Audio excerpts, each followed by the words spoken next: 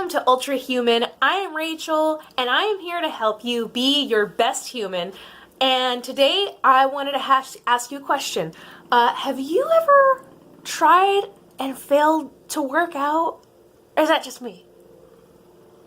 I think that we've all probably done that at some point, unless you are superhuman, but that's not what this channel is about. This is about being extremely human, and I think that probably one of the most human traits that we all share is some degree of laziness. And what I'm here to talk about today is how that laziness can kind of compound when it's the winter time into something that becomes a real problem for us.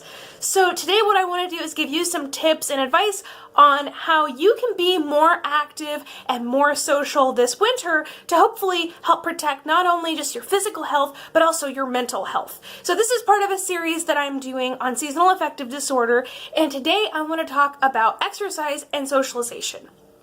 So personally, I know it's really hard to have any kind of like a regular exercise routine.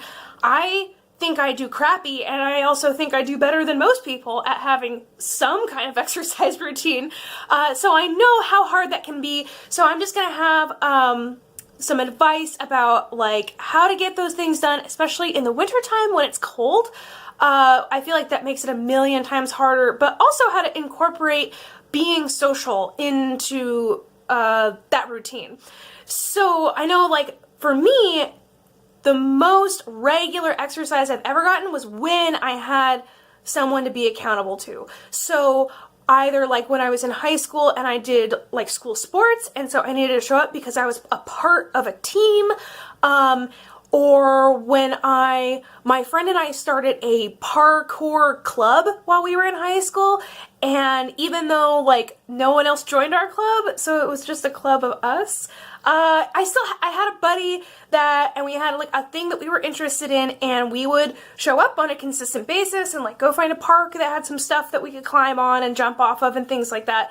And having somebody else there put that motivation of like, even if like somewhere deep down you're kind of both hoping that you don't show up, like I would say I showed up a lot more often for that than if I would have just been like, oh, I want to do parkour on my own and I'm just gonna go do that. It's kind of like why we learn a language better if we take a class for it versus if we just like have an app on our phone typically.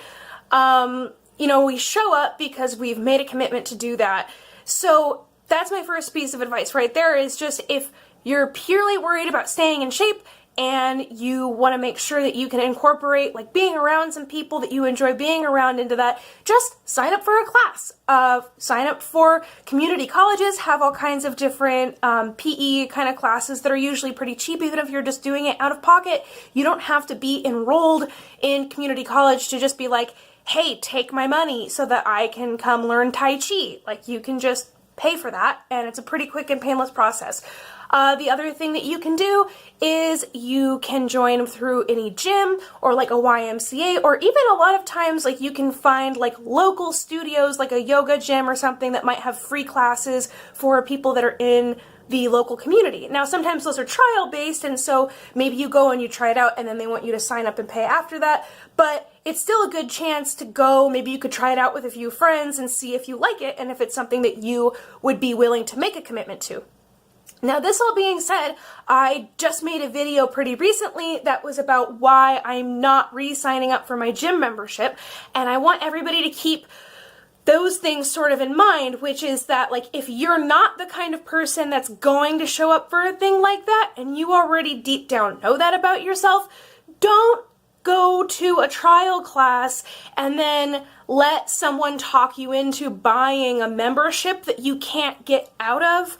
I would highly advise, like, if you're trying to develop this as something that you do, like if you're trying to develop the habit, find something where you can pay one-time drop-in fees that's not going to break the bank for you, and just go that way.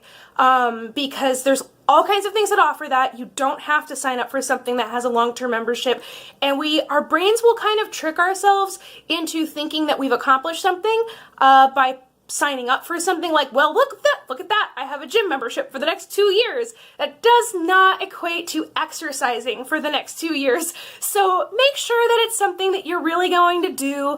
If you know about yourself that like, oh, I'm totally going to sign up for this and show up, then fantastic. But yeah, so I know I'm not that person. I've refound that out about myself.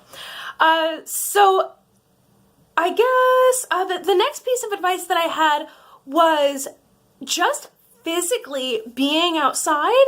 I talked about this in my previous video about light therapy, and physically being outside, if it's maybe a part of your work. I don't know, sometimes at certain kinds of jobs you can volunteer for certain jobs that take you outside more. And in the winter time, I bet, you know, if there's like a, hey, would you run this to the bank or something like that, less people are gonna be competitive about like, oh yes, me, when it's like 40 degrees outside and raining. But if you're keeping in mind that you're doing this for your health and your mental health, you know, be that person. Bring your raincoat and umbrella to work and get outside, maybe on your lunch break, maybe just take a little 10-minute break to walk to that coffee shop instead of getting in your car, that kind of thing. Those are like simple ways that you can incorporate that. And if you can bring a friend from the office, get somebody else who wants to like stay active over that wintertime period, then all that much better. Also, if you're getting outside to be active and you are worried about getting out of bed that first thing in the morning, if you go to sleep with your workout clothes right next to you in the bed, that's actually a really great way. I figured out last year that first thing in the morning, you don't feel like getting up and sitting up, so you have a hoodie that's ready to go. You're already warmed it up with your body heat right next to you in bed. You put that on, and then you can put on your workout clothes. All of a sudden, you're out of bed, and you're warm and toasty, and you've overcome that like first big hurdle of the day.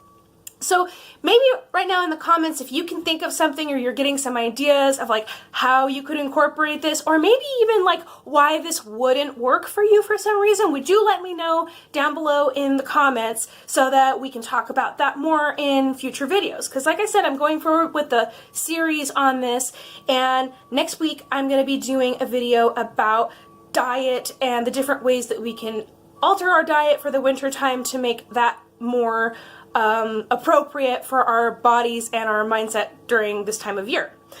So I guess the last thing, and this is not so much about being active as like,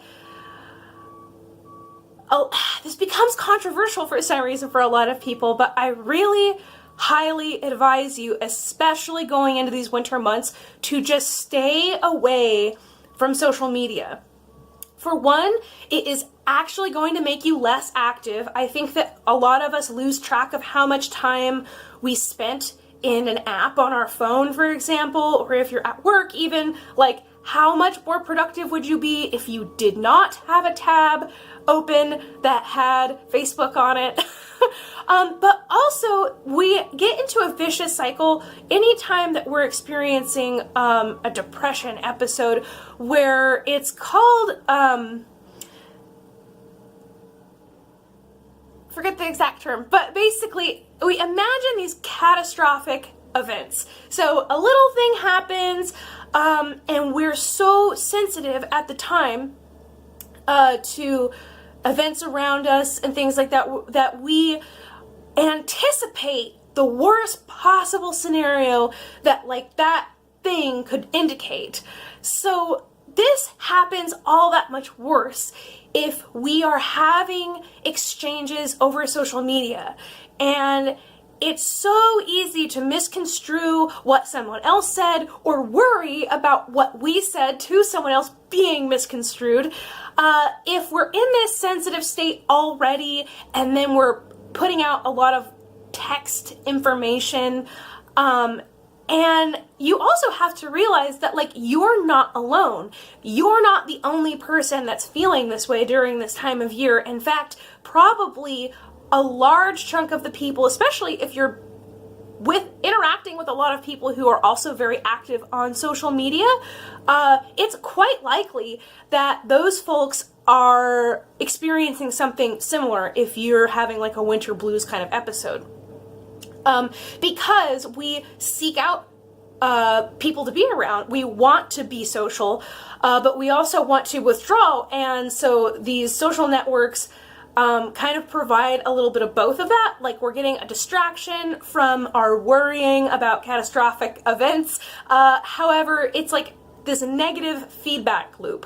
So I really encourage people to stay out of that as much as possible. Try to physically get your friends together. And if you're sitting down, like, personally, I have some really good friends in my life, but when I very first started to anticipate the winter setting in and like what that was going to look like and how was I going to be physically getting together with my friends, I kind of realized, like, man, I need to strengthen these relationships that I have with people, because right now it would be kind of weird because I don't go hang out with them. And for when you're a parent especially, like, that becomes kind of a hard thing, because you don't want to drop in on your buddies that don't have friends with your kids, and when you're just busy with children, it becomes really easy to avoid hanging out with people, and that's not good for anyone anytime, but especially when you get down into the winter months. So maybe now is a good time, while the weather is still nice, to find some more casual things so that you can strengthen up some relationships, so that in a few months, when things are shutting down and it's harder and harder to just like hang out outside, you have people that you can invite over to your place, or you can go over to their place, or you can always just like go out to like a neutral common place like a coffee shop. I would highly suggest finding out if there's anywhere indoors where you can walk, because walking and talking with somebody is a great form of exercise. This doesn't need to be anything like crazy or intense. But like if you live anywhere near a mall, for example, like there's usually coffee shops in a mall. You can get something and just like walk around and talk and keep each other active that way. And the final piece of advice that I have, that I just thought of this year actually, and it's really good for the mental health in so many ways. And I've done this in the past just incidentally, but I'm going to be seeking out something to do this year to keep myself active and keep my brain active and keep myself socially engaged with people. But that is, find somewhere to volunteer.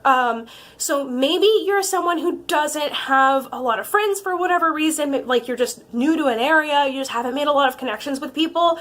A really great way to start meeting people in a neutral setting where you're going to be generally perceived in a positive light because you're there in the first place is just show up to somewhere to volunteer. Look in the newspaper, look up some Facebook groups, things like that, and find something that you can do where you have something to offer. And a lot of times all a volunteer group wants is like physical bodies to show up and move things from one place to another and take orders.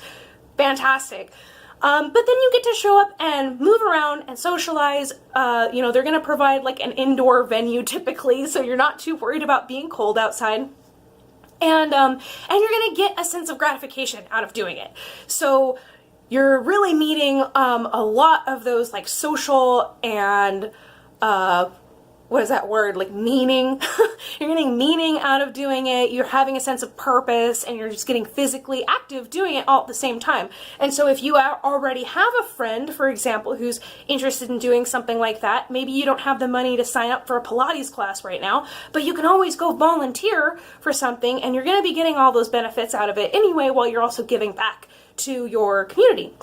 So that is what I have for you this week in regards to how to get social and get active this winter. If you like this, please subscribe down below and ring the bell so that you can join me on Friday when I come out with my video about a healthy winter diet and ways to modify what we're consuming over the winter time to help avoid winter blues and seasonal affective disorder. And my future videos, I've got a plan. One of the things I wanted to talk about in relation to today, but I decided it was worth its own video, is how to tolerate the cold better. I can say I personally have had some really intense cold aversion in the past, where like I could barely even get out of bed because of not being able to tolerate the cold. And that's a big thing that I'd like to talk about, ways that I've overcome that. and I will be doing a video about that in the future as well. So that's all that I have for you today. Thank you for joining me. If you like this video and you like these kind of topics, please subscribe and ring the bell. I'm going to be back on Friday with a video about a healthy winter diet. And in the meantime, get out there and be your best human. Thanks.